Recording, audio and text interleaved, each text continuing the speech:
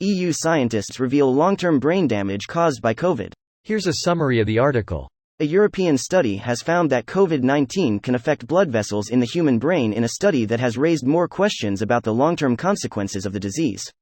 Research by French, Spanish and German scientists published Thursday in the scientific journal Nature Neuroscience reveals that, in addition to attacking the lungs, the virus can kill certain brain cells.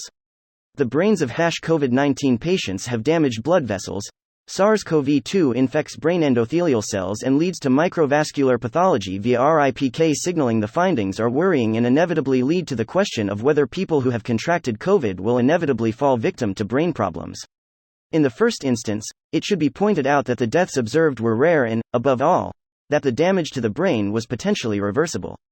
Secondly, it's difficult to know whether brain cells are specifically damaged when a person contracts COVID. In the long term, there's also the question of whether lesions on the brain might remain and affect the state of aging of a damaged brain.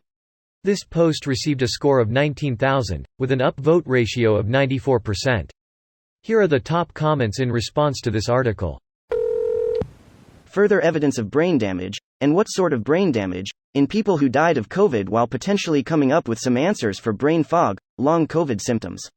I had seizures from COVID, so this makes so much sense. Sad face.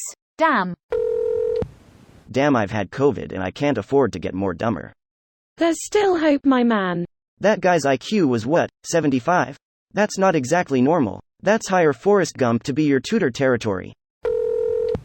I can tell you this, the brain fog and lowered cognition is a real thing and it's concerning. I got sick from COVID and my absent-mindedness only got worse. Mind you, this wasn't a serious case, but even so. She was so out of it one morning she crashed the car. Luckily it was at a driveway and crashed into someone's car that we knew, but she was so out of it that morning that she didn't even pay attention, she put forward instead of reverse. Keep in mind my mom hasn't really ever crashed her car in dumb ways. Right after I got sick, I had left my car running until it almost ran out of gas. I would leave the house in my car and forget where I was going. It was like I couldn't hold on to anything unless I used a death grip.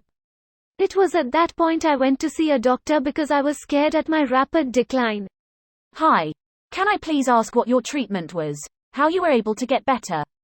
I still don't feel anything close to 100% or where I was before COVID. Thank you very much. Not the op. But for me, time helped. 6 months or so later I'm much better. Along with that my doctor recommended vitamin C and B12. And also a protein-rich diet. Gets lots of protein. And also rest as much as you can. It's bad but it does get better, smiley face. Is there any evidence the virus could go dormant like the chickenpox virus? That said, there is currently no evidence that it remains dormant in the same way as herpes-type viruses. In layman's terms, there's currently no evidence to suggest that a person previously infected with COVID will have a flare-up, like those who've previously been infected with herpes. Simply put, it's an entirely different mechanism.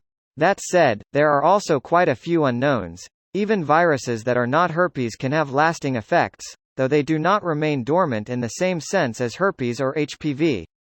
Given that this is a possibility, it is likely that COVID can cause long-term problems similarly a la long COVID. Thanks for the in-depth answer. My pleasure. FYI, you can also get that from other viral infections. Like other things, it's probably the frequency that is the scary part.